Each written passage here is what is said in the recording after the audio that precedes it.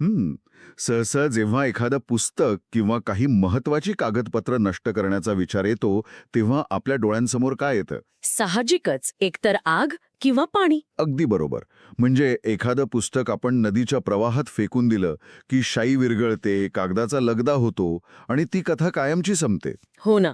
तो तर निसर्गाचा एक अत्यंत साधा आणि कठोर नियमच आहे.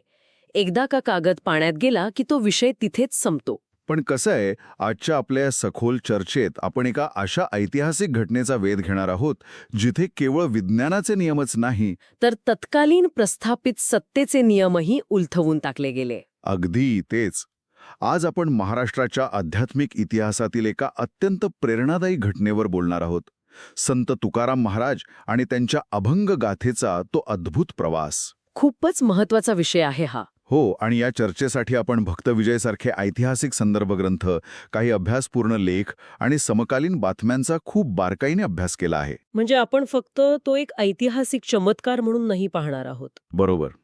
त्यावेळचा समाजव्यवस्थेचा संघर्ष, एका माणसाची आढळ श्रद्धा आणि ज्ञानासाठी समाजाने दिलेला लढा, हे सगळं समजून घेणं हा आपला मुख्य उद्देश आहे.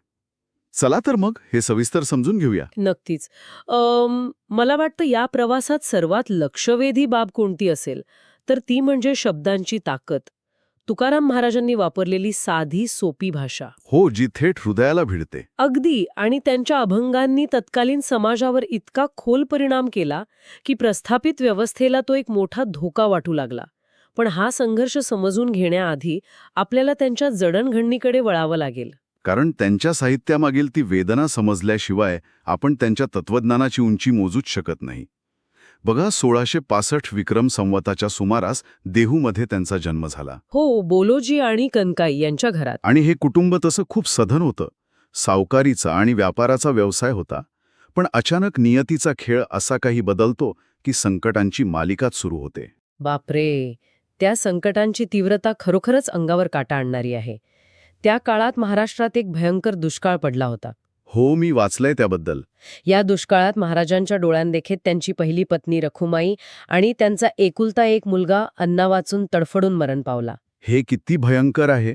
अन्नाचा एक घास न मिळाल्यामुळे आपल्या माणसांना गमावणं. खरंच. आणि या धक्क्यातून सावरत त्यांनी पुन्हा व्यवसाय उभा करण्याचा प्रयत्न केला, पण तिथेही निराशाच आली. हां, त्या व्यवसायातील अपयशाच्या कहाण्या तर आणखीनच अस्वस्थ करतात. म्हणजे त्यांनी कोकणात मिरची विकण्याचा व्यवसाय सुरू केला होता ना? हो, तिथे त्यांना थोडा नफा झाला, पण त्यांच्या साधेपणाचा लोकांनी गैरफायदा घेतला. एका ठगाने तर त्यांना पितळेच्या बांगड्यांवर सोन्याचा मुलामा चढवून त्या खऱ्या असल्याचं भासवलं. आणि महाराजांनी आपले सगळे पैसे त्या ठगाला दिले. म्हणजे जगातल्या फसवणुकीची त्यांना काहीच कल्पना नव्हती. अजिबात नाही. पण साहजिकच या सगळ्याचा त्यांच्या घरातल्या परिस्थितीवर खूप वाईट परिणाम होत होता. त्यांची दुसरी पत्नी जिजाबाई या सततच्या गरिबीमुळे खूप चिडचिड्या झाल्या होत्या. हो, संदर्भ ग्रंथांमध्ये एका प्रसिद्ध किस्स्याचा उल्लेख आहे बघा.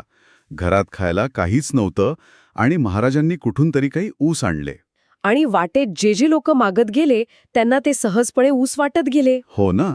घरी पोचेपर्यंत हातात फक्त एकच ऊस उरला होता. आणि ते पाहून जिजाबाईंचा राग अनावर झाला. त्यांनी तो ऊस महाराजांच्या पाठीवर मारला आणि त्याचे 2 तुकडे झाले. आणि त्यावर महाराज शांतपणे म्हणाले की तू माझे ऊस तोडण्याचे श्रम वाचवलेस. आता मला इथे एक प्रश्न पडतो.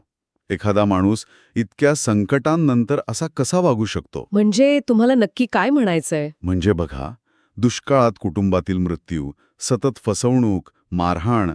एखादा सामान्य माणूस अशावेळी एकतर प्रचंड हिंसक झाला असता किंवा निराशेने कोलमडून पडला असता. हे थोडं अननॅचरल नाही वाटत?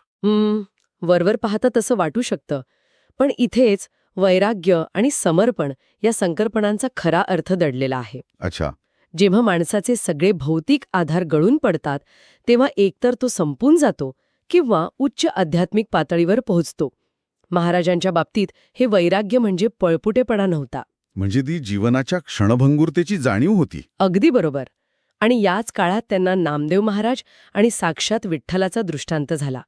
अभंगरचना पूर्ण करण्याची आज्ञा मिळाली. आणि इथूनच खऱ्या संघर्षाला सुरुवात झाली. कारण त्यांनी अभंगरचना सुरू तर केली, पण प्रस्थापित व्यवस्थेला ते अजिबात मान्य नव्हतं.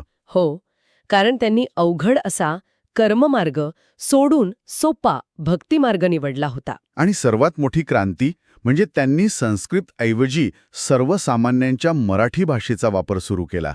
आणि हीच ती गोष्ट होती जिने प्रस्थापितांच्या पायाखालची वाळू सरकवली. रामेश्वर भट नावाच्या एका सनातनी पंडिताने याला कडाडून विरोध केला.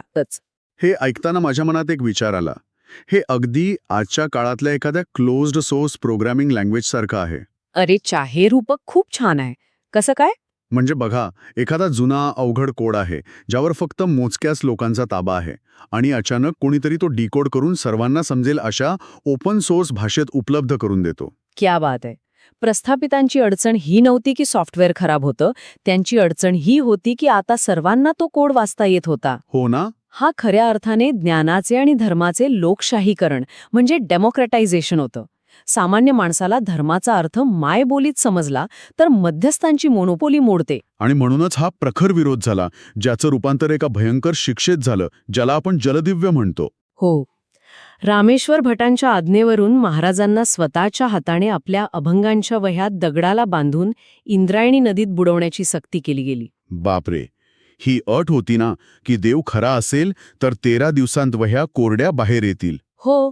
ज्या माणसाने आपलं सर्वस्व त्या शब्दांमध्ये ओतलं त्याला ते स्वतः पाण्यात बुडवायला लावणं हा मृत्यूहूनही भयंकर मानसिक छळ होता. भक्त विजयमध्ये याचं खूप विदारक वर्णन आहे. जसं हातातील काचेचं भांडं फुटावं किंवा प्रेमाने वाढवलेलं झाड कोणी तोडून टाकावं. तशीच तडपड महाराजांची झाली होती. त्यांच्या श्रद्धेवरील हा सर्वात मोठा आघात होता. पण यानंतर त्यांनी जे केलं ते थक्क करणार आहे. सलग 13 दिवस अन्न पाण्याविना उपोषण. हो. मंदिराच्या दारात एका शिळेवर बसून फक्त विठ्ठलाचा धावा. अर्थात काही कथांनुसार हे 11 दिवसांचे होते. एका कथेत तर दुसऱ्याच दिवशी वह्या सापडल्याचा उल्लेख आहे. पण माझा मुख्य प्रश्न असा आहे की सलग 13 दिवस उपोषण या काळात त्यांच्या मनात कधीच देवाबद्दल शंका आली नसेल का, की हा देवाचा अंत पाहण्याचा प्रकार होता? तसं वाटणं साहजिक आहे. पण त्यांनी हिंसेने किंवा रागाने कोणताही विरोध केला नाही. हा मूक लढा पूर्ण शरणागतीचा आणि अहिंसेचा आविष्कार होता.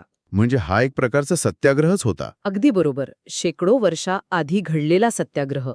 त्यांना देवावर शंका नव्हती. त्यांना आपला मार्ग वैश्विक सत्यावर आधारित आहे की नाही हे पाहायचं होतं. आणि भौतिक पुस्तके पाण्यात बुडवली तरी खऱ्या विचाराला कोणी बुडवू शकत नाही हे 14व्या दिवशी सिद्ध झालं. हो. चैत्र शुद्ध तृतीया या दिवशी त्या अभंगांच्या वह्या प्रवाहाच्या विरुद्ध दिशेने तरंगत वर आल्या, पूर्णपणे कोरड्या. काही आख्यायिकानुसार नागांनी त्या वह्यांचे रक्षण केले होते असेही म्हणतात. आणि साक्षात श्रीकृष्णाने बाल रूपात येऊन महाराजांचं सांत्वन केले अशीही श्रद्धा आहे. हे पाहून रामेश्वर भट्टांना प्रचंड पश्चाताप झाला. आणि ते महाराजांचे शिष्य बनले. महाराजांनी त्यांना मोठ्या मनाने क्षमा केली. पण या सगळ्यात एक महत्वाचा मानवी पैलू आहे, संताजी जगनाडे महाराज यांचे योगदान. हो, त्यांचा उल्लेख केल्याशिवाय ही चर्चा पूर्णच होऊ शकत नाही. जेव्हा गाथा बुडवली गेली तेव्हा संताजींनी संपूर्ण महाराष्ट्रभर फिरून लोकांच्या मुखोद्गत असलेल्या अभंगांचे संकलन केले. म्हणजे बघा, मगाशी आपण जे रूपक वापरलं होतं, रामेश्वर भटांना वाटलं त्यांनी हार्ड ड्राईव्ह नदीत फेकून डेटा डिलीट केला. पण त्यांना माहितीच नव्हतं की महाराजांचे विचार लोकांच्या क्लाउडवर आधीच सेव्ह झालेले होते. अगदी तेच. संताजी जगनाडे यांनी फक्त ते नेटवर्क जोडलं आणि डेटा पुन्हा डाउनलोड केला. प्रस्थापित व्यवस्था ते कधीच नष्ट करू शकली नसती. आणि म्हणूनच या अभंगांना पुढे वैष्णवांचा वेद म्हटलं गेलं. 350 वर्षांपूर्वीची ही घटना आजही तितकीच प्रासंगिक आहे. हो, आज देहूमध्ये जे भव्य गाथा मंदिर आहे तिथे भिंतीवर 4000 अभंग कोरलेले आहेत. आणि दरवर्षी तिथे गाथा पुनरुत्थान दिन मोठ्या श्रद्धेने साजरा होतो. भाविक इंद्रायणीच्या डोहात उभे राहून अभंग वाचन करतात. हे खरंच प्रेरणादायी आहे. आणि आता अभंग तुकाराम सारख्या चित्रपटातूनही हा विचार नव्या पिढीपर्यंत पोचतोय. पण या संदर्भांमध्ये कटू वास्तवही समोर आलंय. कोणतं वास्तव? ज्या इंद्रायणी नदीने गाथांचं रक्षण केले तिची आजची अवस्था, वाढते शहरीकरण आणि औद्योगिक कचऱ्यामुळे झालेलं प्रदूषण. हा खरोखरच गंभीर चिंतनाचा विषय आहे.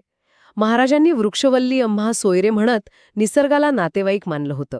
पण आपण जर नदीचं पवित्र्य राखत नसू तर त्यांचे विचार खऱ्या अर्थाने आत्मसात केलेत का, हा प्रश्न अस्वस्थ करणार आहे. नक्कीच. त्यांचे विचार देवळात म्हणण्यापुरते नाहीत, ते निसर्गाशी जोडलेले आहेत. आणि म्हणूनच चर्चेच्या शेवटी आपण सर्वांनी एका गोष्टीवर विचार करायला हवा. आधुनिक जीवनातही आपल्याला रामेश्वर भट्टांचा सामना करावा लागतोच. जे सतत सांगत असतात की तुम्ही एखाद्या गोष्टीसाठी पात्र नाही किंवा तुमचे परिश्रम नदीत बुडवले जातात. पण हा इतिहास शिकवतो की हेतू शुद्ध असेल तर परिश्रम प्रवाहाच्या विरुद्ध जाऊनही वर येतात. समाज सत्याची दखल घेतोच. जशी संताजी जगनाडे आणि तत्कालीन समाजाने घेतली. तर मग जाता जाता एक वेगळा विचार करूया. आजच्या काळात जर आपले सर्व डिजिटल रेकॉर्ड्स, ईमेल्स, पोस्ट्स अचानक नष्ट झाले, तर असं कोणतं सत्कार्य आपण मागे सोडू, ज्यासाठी लोक स्वतःहून एकत्र येतील? आणि ते आपल्या स्मृतीतून पुन्हा नव्याने लिहून काढतील. आपला स्वतःचा असा कोणता अभंग वारसा असेल, जो काळाच्या प्रवाहाविरुद्धही तग धरून राहील? यावर नक्की विचार करा. पुन्हा भेटूया अशाच एका नव्या सखोल चर्चेसोबत. तोपर्यंत नवीन गोष्टी ऐकत रहा आणि त्यांवर सखोल विचार करत रहा.